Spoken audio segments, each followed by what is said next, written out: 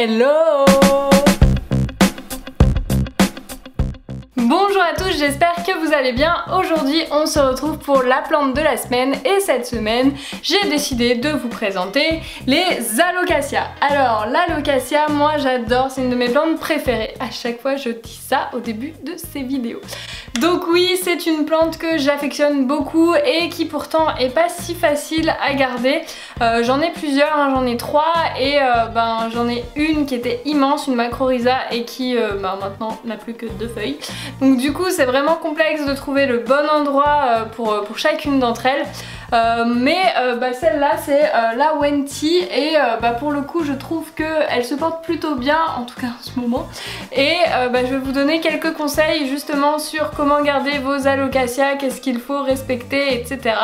Donc l'alocasia c'est une plante tropicale qui nous vient d'Asie, des forêts tropicales d'Asie.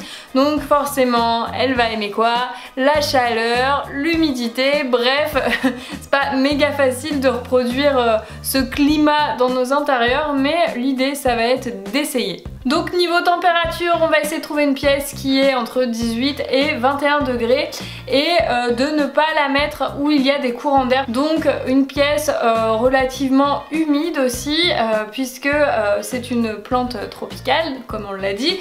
Donc encore une fois c'est une plante qui va adorer votre salle de bain puisque normalement la température reste à peu près toujours la même et que normalement il y a une humidité à peu près constante si vous prenez une douche par jour. Encore faut-il se doucher. Donc moi ça fait partie des plantes qui sont dans notre fameuse chambre, qui a une salle de bain ouverte et qui s'y plaît vraiment beaucoup. Et c'est vrai que les deux autres que j'ai et qui étaient dans le salon se plaisent vachement moins dans le salon. Donc je les ai ramenées ici, on va voir si elles se plaisent plus. Du coup niveau luminosité, c'est une plante qui n'aime pas le soleil direct, ça risque de brûler ses feuilles, ça serait dommage. Donc on va lui trouver une petite place à la mi-ombre et puis en hiver on pourra mettre dans un endroit un petit peu plus lumineux, mais jamais de soleil direct, voilà.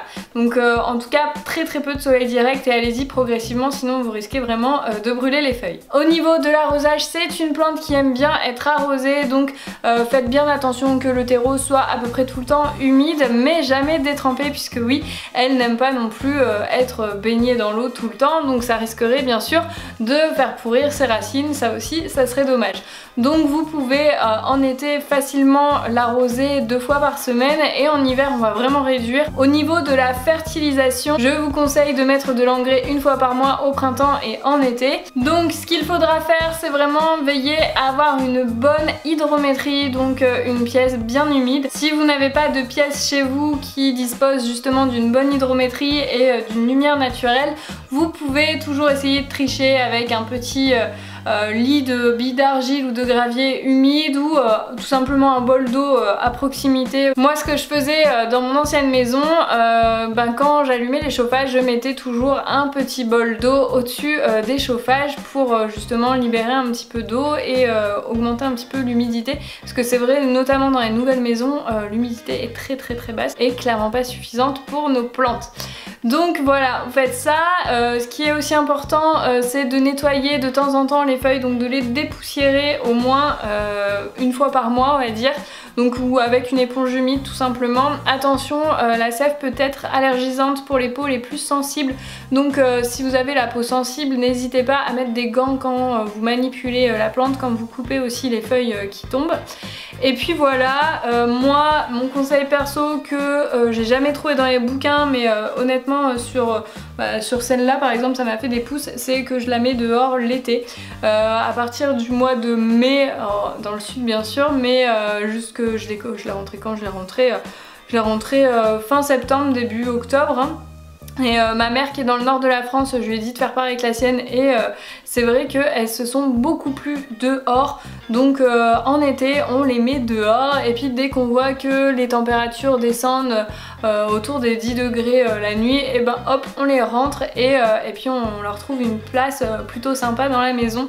Et elles ont adoré. Moi celle-là elle m'a sorti un rejet, donc j'ai 3 pieds sur la Wenti et donc je suis super contente. Donc n'hésitez pas à les sortir en été. Peut-être que vous ne trouverez pas ce conseil dans les bouquins sur les alocasias, mais en tout cas ça a été testé sur ma macrorhiza et sur la Wenti et les deux ont adoré leur petit séjour estival dans mon jardin. Voilà pour la présentation de l'alocasia. Est-ce que c'est une plante que vous aimez? N'hésitez pas à me le dire en commentaire. Et si vous avez aimé cette vidéo, n'oubliez pas de vous abonner à ma chaîne YouTube. On se retrouve très vite pour d'autres vidéos. Salut!